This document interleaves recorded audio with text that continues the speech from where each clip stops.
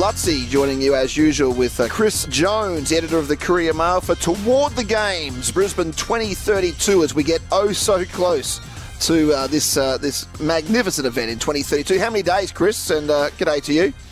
G'day, Lutzy. Yeah, I've just got the calculator out, and I can inform the listeners that it's just under 3,900 days to go. So it's creeping up on us. It's getting very exciting. And Lutzy, I can see actually through the magic of Zoom that you're wearing what looks like an Hawaiian shirt today, because you're stuck in a hotel room because you couldn't, after your overseas trip, count to 14. That's it. And you're stuck in New South Wales, unable to get into Queensland. Yes, I'm in Byron Bay, on the beach in Byron Bay, and dressed appropriately, but I'll be back in the Olympic state, as I now call it, very, very shortly.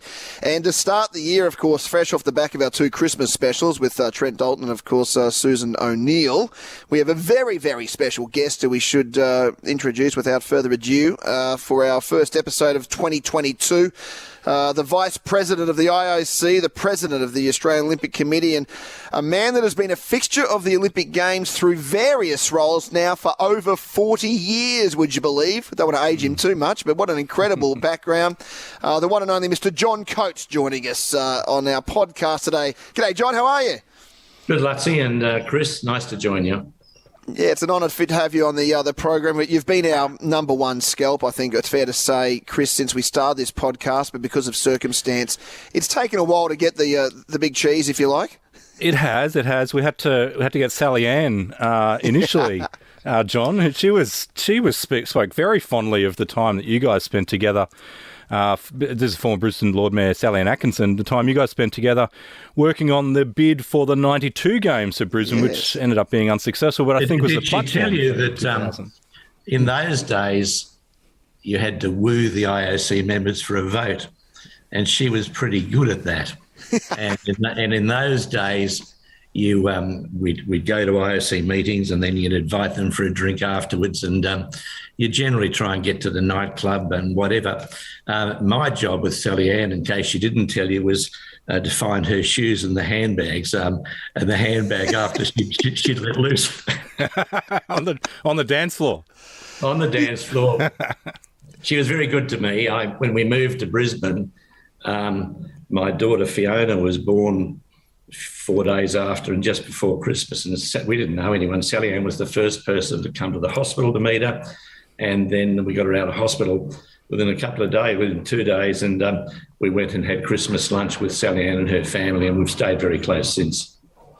Yeah, I think you were quoted just before the Sydney Olympics, or maybe during the Sydney Olympics, saying that Australia was terribly naive about the bid process going back over that period. I've got a learning curve it's been for you. You were a young man, as Sally Ann was a young lady as well at that stage, when you were trying to bid for, the biggest event in the world. And how much have you learned through that process over the years?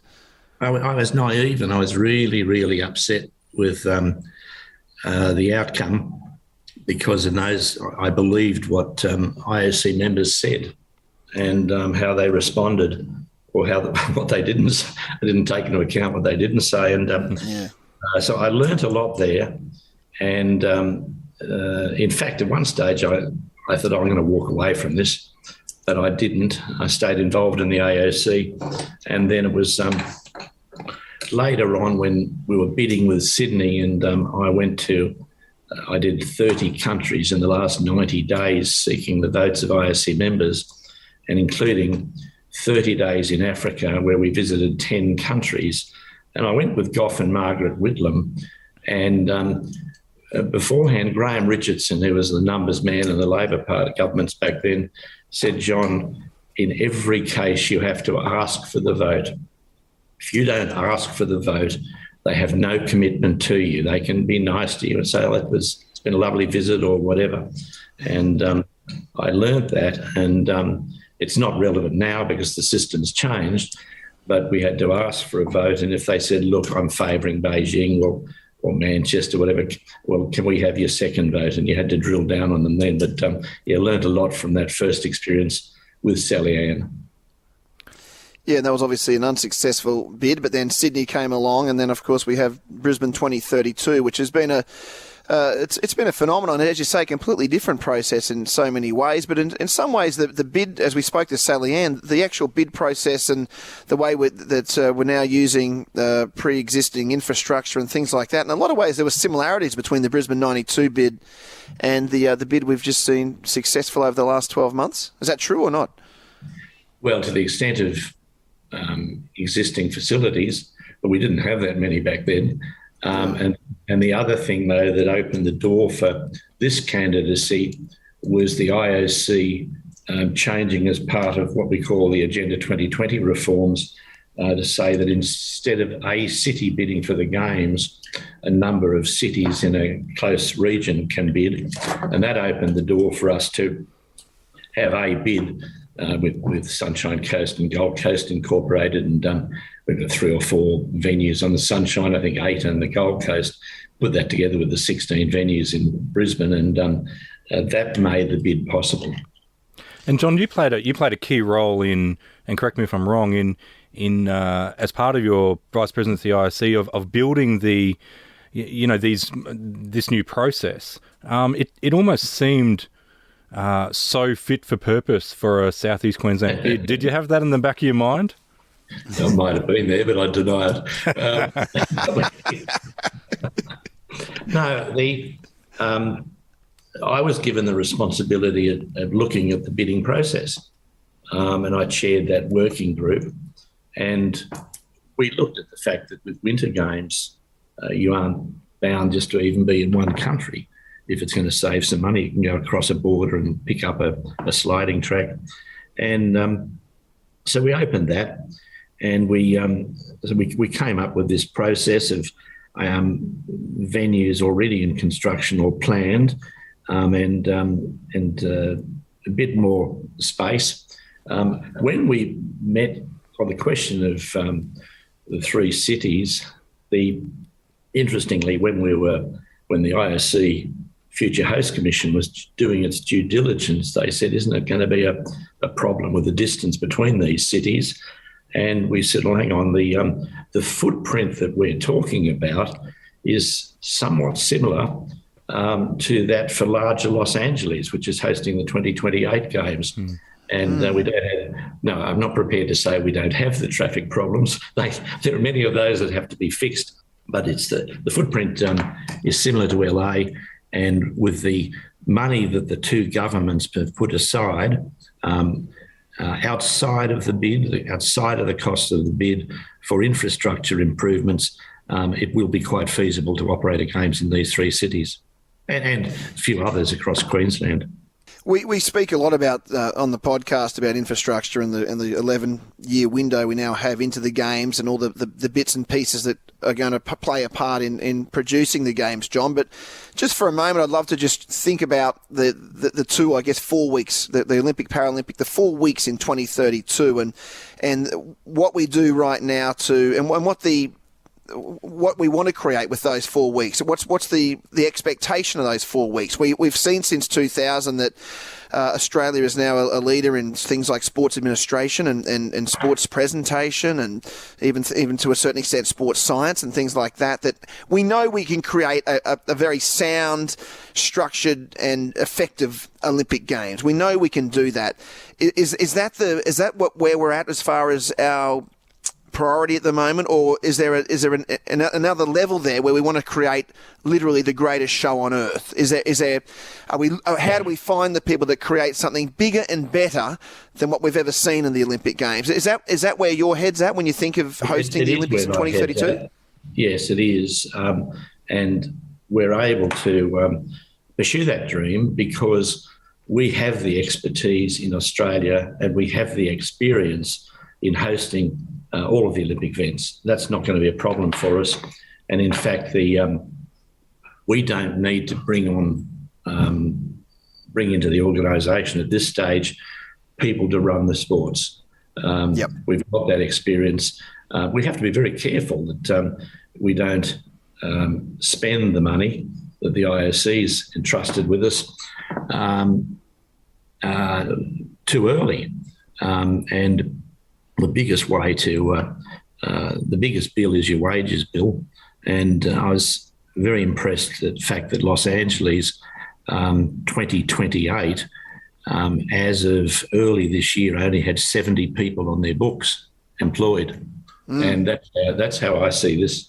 I think we have to. That will grow. You'll have an organising committee of around 3,000 permanent people, and then you have maybe 60, 70,000 volunteers, but you've got to keep that as late as possible. Right. Even volunteers cost money. When you look at I think it was for Sydney, about $10,000 just in the kit we gave them and the meals we gave them and all of those things per person. So you've got to leave that. Yes, we can start the dreaming. We can think of concepts and all of those things. A major priority early on, though, has to be a review of the budget to see if we can find other savings. And I chair a committee called the New Norm Working Group for the IOC, where we're continuing to do that for the benefit of future hosts. When the games were cancelled or postponed for Tokyo, we sat down with the organising committee and said, okay, you've got extra expenses now, let's see if we can save you something. Between us, we came up with 263 different initiatives, 58 of which only were adopted because contracts were already issued. But we're now going back and reviewing all of those 263. We're looking at other initiatives that Paris has taken. And so the budget for the two games at this stage, including an 800 million contingency, is 4.9 billion. I would like to see us as a priority finding measures with the IOC to bring that back. To reduce that, I think we'll need it. The biggest challenge to organising the games is going to be the targets for commercial sponsorship outside of the sponsorship the IOC sells and for which they've paid us or will pay us. The national sponsors for both the Paralympic and the Olympic Games, which are sold separately, that's a very big ask, and that's where we need to have some good commercial people in there looking at that now. And John, that's the operating budget for the games. A big part of the new norm is also infrastructure and trying to use, as we spoke about earlier, existing infrastructure. But, we're talking about with the Gabba, pulling it down and rebuilding it at great expense, and a few other things around the place. Do you think that Brisbane is on the right track in terms of what we've proposed in terms of new sporting infrastructure outside of the highways and railways and so on that'll come? Yeah, I do. We worked on this through a feasibility with the councils of South East Queensland. We worked on it with a value proposition assessment by the government, and then we worked on it in the final documents that were put to the organising committee, put to the IOC.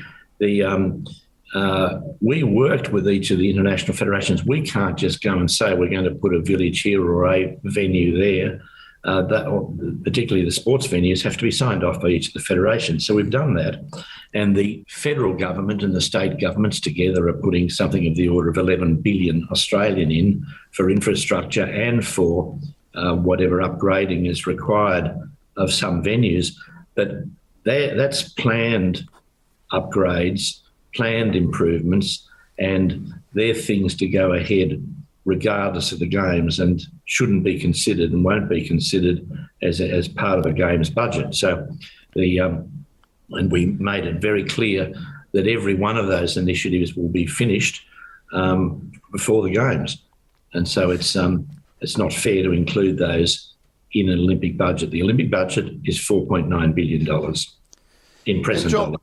Yeah, right. And John, when do you see in the timeline between now and 2032 the things like I think it's important to consider that Paris have jumped out of the blocks super quick with some amazing new creative initiatives. I mean, we saw straight off the back of the closing ceremony in Tokyo that the use of those public spaces through Paris, and now they've said that they'll be using the river heavily through the opening ceremony as opposed to just purely a stadium opening ceremony. It's pretty clear they're going to knock it out of the park, and I can't imagine Los Angeles are going to be left behind the curve, if you like, once Paris show what they've got. And then, of course, you've got us 4 years after that. So when do we start into sort of working out how we stay above the curve with these two amazing Olympic Games yet before us? Is it 4 years out, or? Well, they haven't jumped out of the block sitting. We've got more time than they've got. Obviously, Paris. And so far as, and a lot of these Paris initiatives we're seeing now 4 years out, so that they've been the product of 3 years planning. Yeah. And then we've got that. A lot of plans. I don't think there's too much actually finalised for LA that I've heard of. So all that's happening. But I think that creatively we need to be looking carefully at what's happening in Paris, the involvement of the public in events, the involvement of the River Seine and things like that, different potentially concepts for opening ceremonies. We need to look at all of those things and have an open mind. And at some stage, some creative director will have to be appointed, and just carefully consider that and see what we can do. We have to look at what we've been left with, what we have to offer. Yep. And we got a river, and we've got some wonderful backdrops in on both the other two cities. So carefully look at it. Wait and see how the success or otherwise of the concept of having your opening ceremony on the River Seine. There's a lot of logistics there. I was at they did something similar at the Youth Olympic Games in Singapore in probably 2016, and we're all sitting on a grandstand on the bank, and the athletes all went onto this pontoon, and then the pontoon started to sink.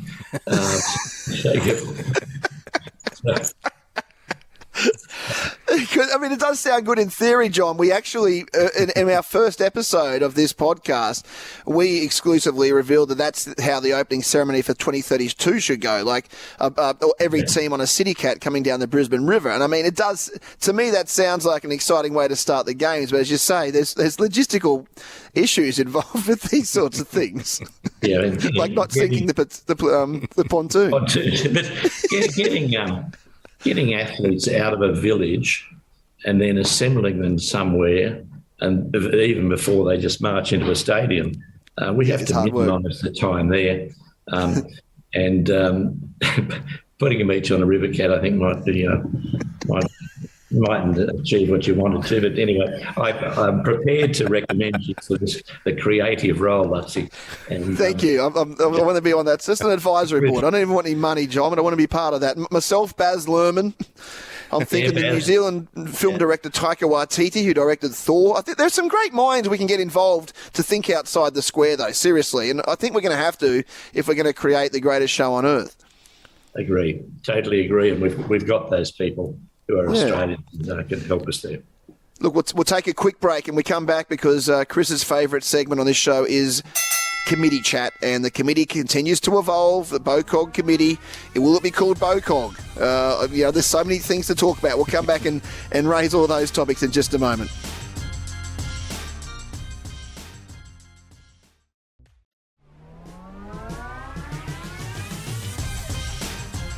Toward the Games, Brisbane 2032, Lutsy and Chris Jones, editor of the Courier Mail, joined by none other than, of course, the Vice President of the IOC and President of the AOC, Mr. John Coates. John, thanks again for joining us. And, of course, the committee, Chris, continues to build as we are now 3,900 days out from day one of the Games. It does, and we've had a few appointments in the meantime. The Feds have announced their four. The state government's not far away from announcing theirs. We might put those on pause for our chat together in a fortnight, Lutzi, because I think we'll have the state appointments by then. And the recruitment firm is out there finding the five, in inverted commas, independent directors, from which the president of the BOCOG will come.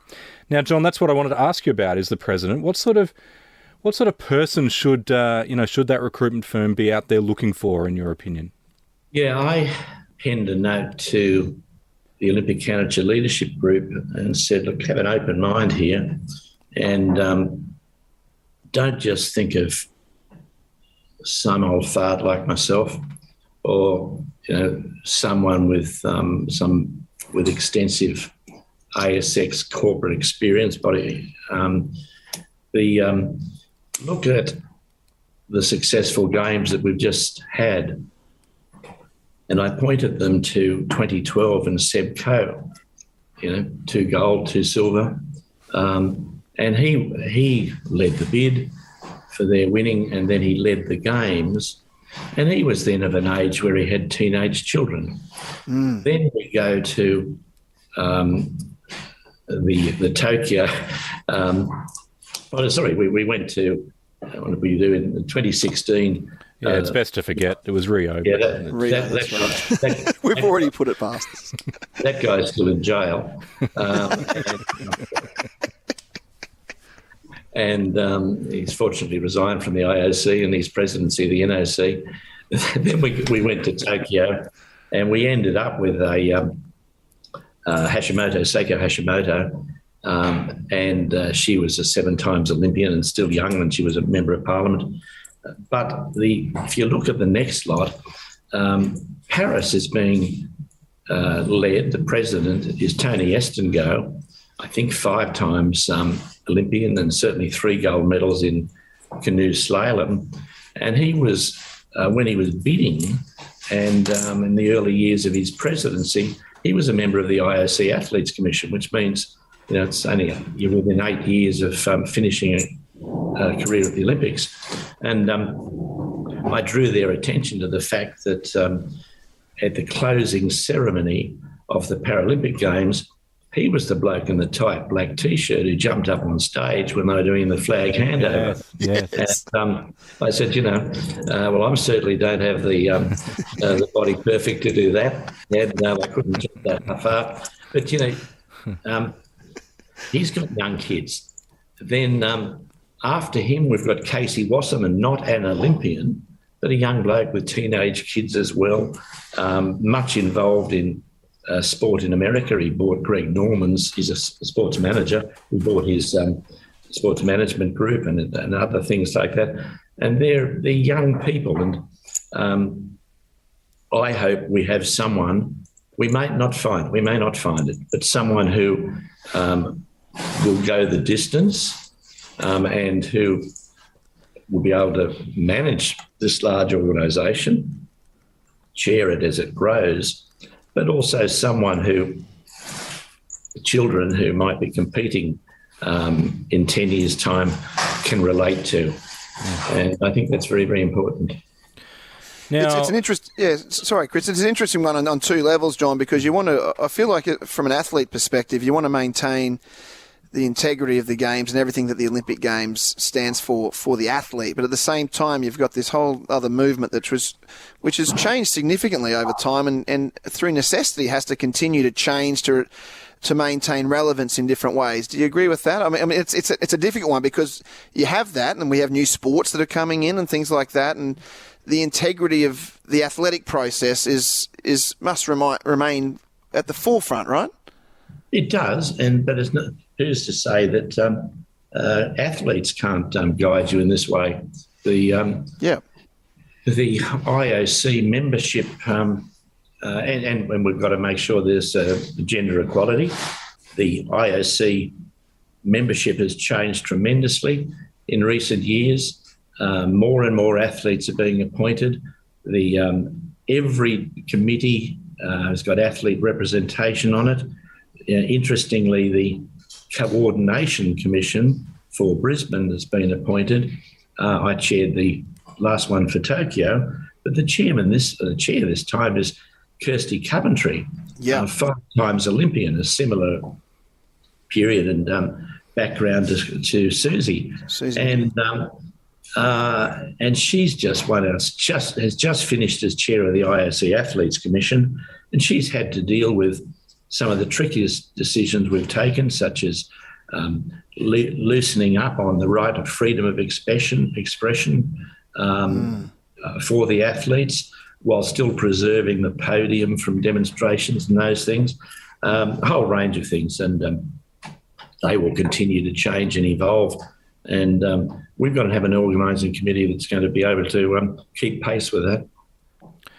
I just wanted to make sure, John, that you're definitely on the organising committee, because I've read the legislation and it appears that you have a couple of fallbacks in your favour.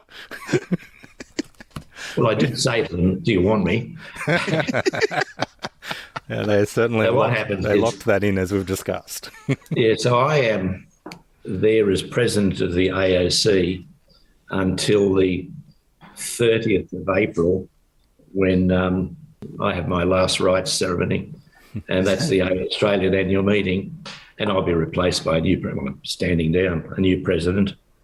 But I am the IOC member until the conclusion of the Paris Games, and so the Olympic Charter, the host contract, says the IOC member has to be on the committee. So I stay there in that capacity.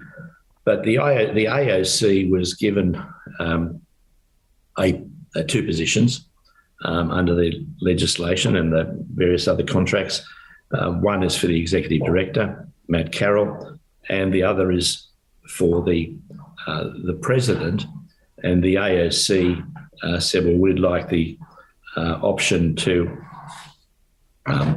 use that for the honorary life president. I'm not the honorary life president yet, but the annual meeting of the AOC last year changed the constitution to make that a statutory position. We've had one before. Late Sid Grange, swimming man, was there. The IOC and most of the sports have an honorary life president. And, well, that person, the qualifications for that, I'm the only one who is qualified in terms of the period I've been the president and allegedly what I've done for the Olympic movement. So at some stage, the AOC can make a call after I finish as IOC member whether to have the president or to have me, assuming I'm made an honorary life president, as they expect. But that doesn't mean the president would miss out. If the president is appointed an IOC member, and that's a whole category. I was IOC member up until 2017 by virtue of being the AOC president. Then the president wouldn't miss out, and we'd have both the president and the honorary life president. So that's the potential. Okay, so it seems like there's very much a path for you to be on this committee until 2032. Which is terrific. You should be there. You're you're Mr. Olympics, the man behind, the 2000 Games and now this successful bid. Another person who you might find sitting next to you around that board table, I'm guessing there's a bit of talk around that the Premier might use this opportunity to appoint herself as one of her government's 4 appointments to the committee. Do you think that would be fair enough? Well, I think she is going to be one of them. She's the one who's presented the legislation, and I have no problem with that. And in fact, for Sydney, we started off with 2 corporates, and then one stepped aside. It wasn't what he wanted to do, and then the other one wasn't well. And and there was a minister for the Olympics, which is the position that the Premier would hold, or even more senior. And I said to Michael Knight, you should do this yourself. And I had to talk to Samarantz, the IOC president, and said, look, we're better off putting Michael in there than going for another corporate. And he agreed, and it had come to the same conclusion. And I like the idea. And when I've discussed it with the Premier, I've expressed to her I like the idea that she's there, that she's the senior government person, on the basis that it is a further commitment of the Premier and the government to just how seriously they're taking this. So, and I think it's a good idea. So then you'll have the President, which won't be you or the Premier. You'll have you and you'll have the Premier. Is this who ends up making the decisions on this committee? Where does the buck stop if in that situation? This is on the selection of the 5 or just... No, once you're actually all 22 of you are sitting around that table, you've got a BOCOG that's established by Parliament, and then obviously you'll be a dominant force in the room, as you should be. I'm just thinking through the governance of it. I don't want to get too in the weeds, but it just seems a little bit to me like, okay, well, who is, where does the buck stop? Yeah, well, there's no, there are vice presidents, the AOC president, the Lord Mayor, the president of the Paralympic Committee, they're there. But it's the guidance is going to have to come from the president of the Organising Committee. And I've seen a large committee in Tokyo work well, and in a similar sort of example, I've seen it in Tokyo, in London, and the buck stops with the president, but there's always going to have to be a majority support for every major decision they take. Yeah. We'll just take another quick break and come back and wrap things up. This is Toward the Games Brisbane 2032. You're with Lutzi, Chris Jones and John Coates.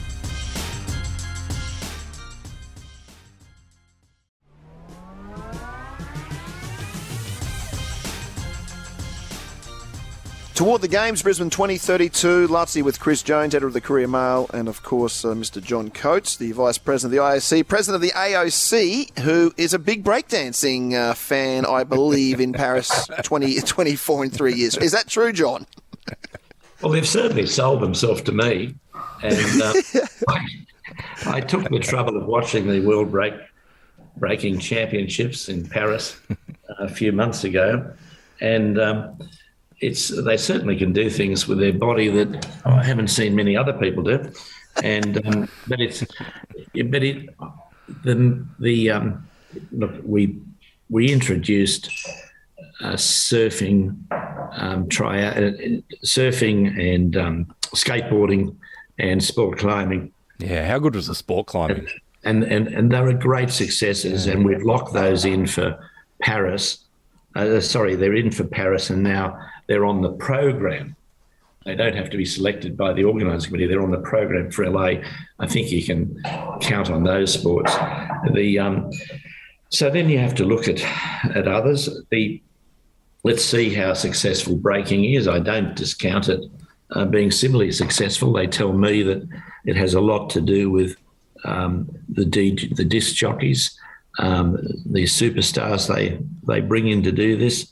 There'll be a massive following on it, and I imagine that it'll probably be more successful when it comes to streaming and at least streaming, if not free to air, than other more traditional sports. So, is breakdancing the strangest sport that's presented to the IOC and said, or however the process works, and said we want to be part of the Olympics? Well, I'll digress here.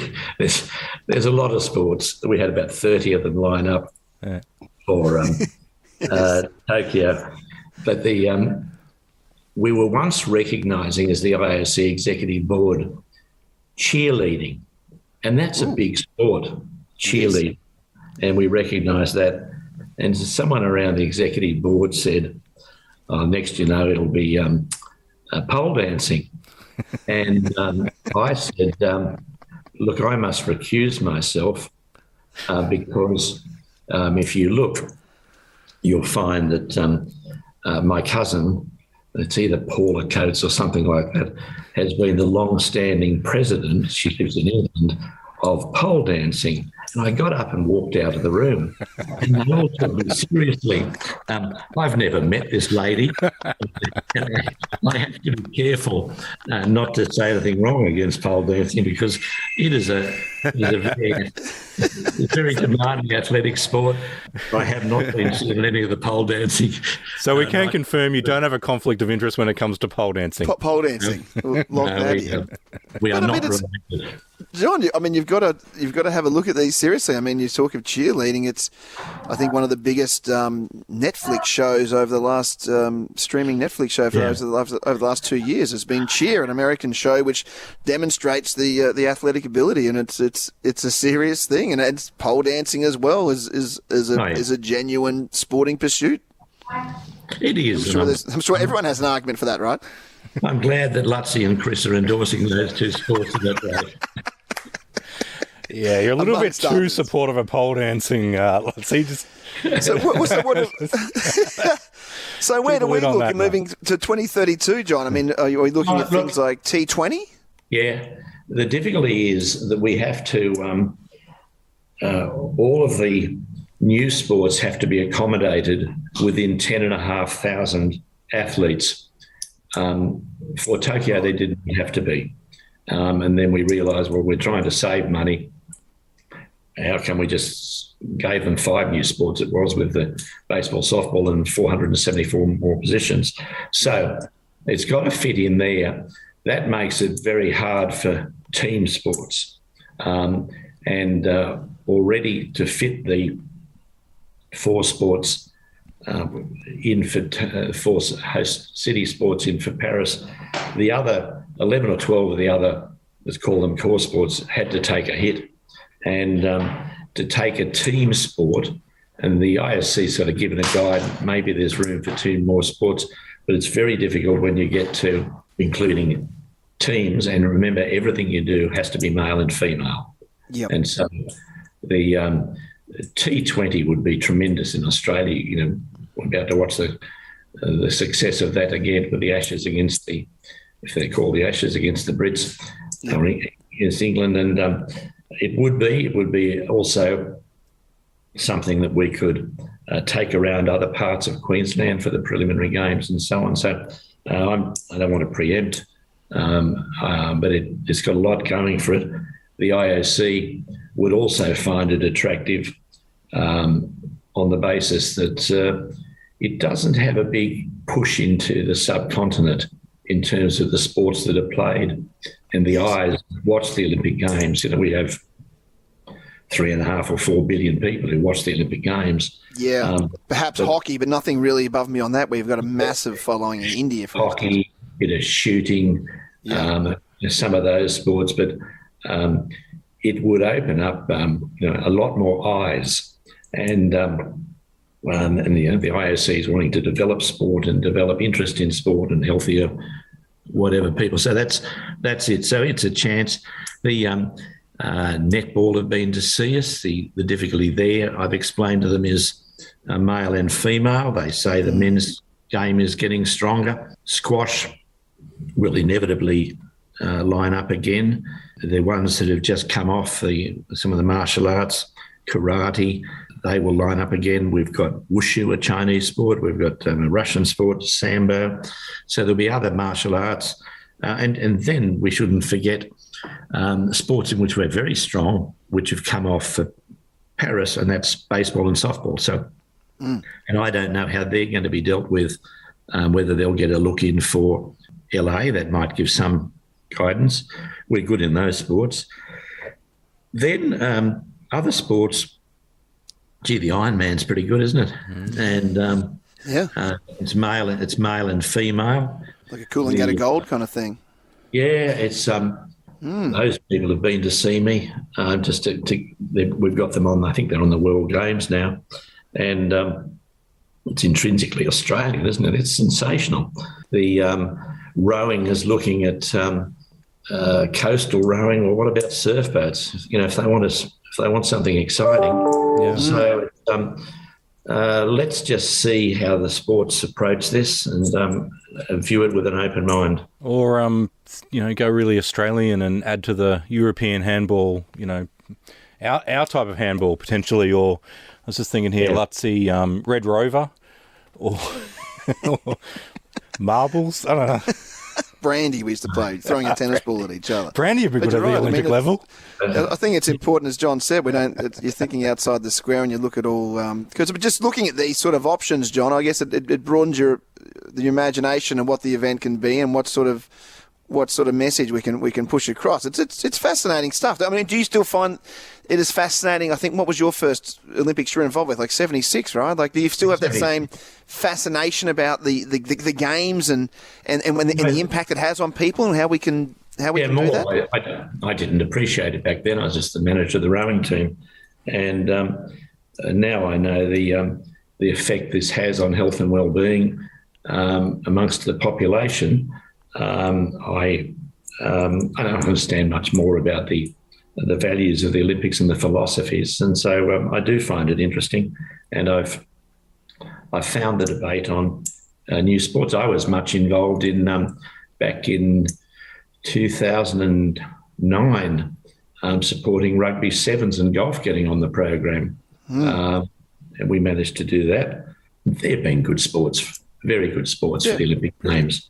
And we might have a Queenslander who'll line up pretty well at RQ in 2032. Going okay. Cam Smith. No, what about the bloke who just won the other day, Jed Morgan, isn't it? Oh yeah, absolutely. We've got a couple of absolute, gold and silver. Yeah, magnificent. He's 22. Yeah, and so I was talking to Dawn Fraser yesterday, and she went out to the golf up there, and there's some good young girls, and so it's those sports were very good, and the IOC has to be prepared to evolve. The freestyle cycling, which is within a sport, that was very successful, and the BMX that's evolving. So I think it's going to be good opportunities. Well, it's exciting to hear that you think that. I think it's so important that the Olympic Games, and it's been a period when it can go, I guess, at this point, either way, can't it? So it's important that we strengthen. I think it's integral, as you said, particularly over the last couple of years, people have been suffering a lot with everything that's happening, and it's been the one thing this year. Tokyo, in spite of the difficulties they faced, and the Tokyo people didn't even get to enjoy the game, but I think most Australians, given the circumstance they are in, probably would hold these games as being more significant than many others in the modern era because of the hardships we were going through and the great happiness and joy that it brought us. I thought the Tokyo Games invigorated the games. The emphasis on new events for young people, the way we associated with young people, and the fact that we did that in a country where we had these gracious hosts who didn't get to see it themselves is just amazing. But it had a big bearing on a difficult period in the world with the pandemic, and the Games were invigorated by Tokyo, and we have to continue to see that as an ongoing objective. Chris, we could go on forever. You got any closing comments, mate, before we let John go?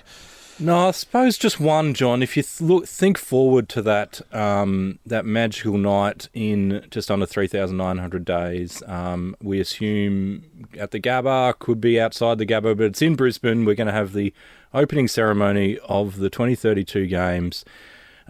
What is it when you close your eyes and you picture that scene? What is it that you're envisaging? This is the man that asked Kathy Freeman if she'd undertake the great honour. We know this. Well, I've marched in something like 8 or so Olympic Games, or 9 of them. I've lined up in the tunnel with our athletes, and just to be there and to observe the joy and euphoria on their faces is something that money can't buy, and then we're able to show that to the world. So we have to make sure that it continues to keep a special place in the hearts of our athletes, that they still want to go to the Olympic Games other than other world championships or other more moneyed events, say in skateboarding and things like that, X Games. We've got to do that. So it's the joy for the athletes that I love. And then, but I think being able to share that firstly with the people of Australia who can get to the Games, we have to have a way though of sharing it all around Australia and all around, if we're at the Gabba, then other live sites on the river and things like that. I think that's critical.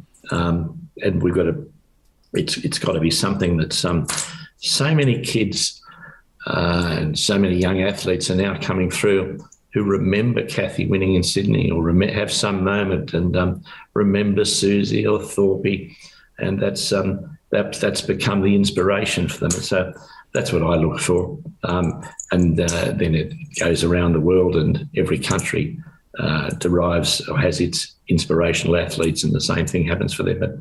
So it's joy for our people, our athletes, and joy for the Australian population and public, and pride, an opportunity for pride. And it's joy for the people of Brisbane and Queensland as well. Indeed. And it would be remiss of us as proud Brisbane people and Queenslanders, John, to not finish before we thank you for all the work that you did in making this dream possible. And we look forward to the contributions that you're going to continue to make over the next 10 years. Thanks very much, Chris, and thank you, Lutzi. Thank you, John. John Coates, the Vice President of the IOC, President of the AOC, and we sort of second that, Chris. Let's hope John's impact continues. A man that's had some great passionate belief in the Olympic movement and the progression of that in Australia, and let's hope he continues to do so with the right people around him on this committee as we count down to 2032. Don't forget to subscribe toward the games on Instagram, on social media. Subscribe to the podcast, obviously, if you haven't already, and join us as we continue to count down to these magnificent games, the greatest show on earth. John Coates has promised that on this podcast today, and that's what we'll be seeing over the next 10 years. Thank you, Chris. We'll talk to you again soon, and thank you again, John Coates. Pleasure.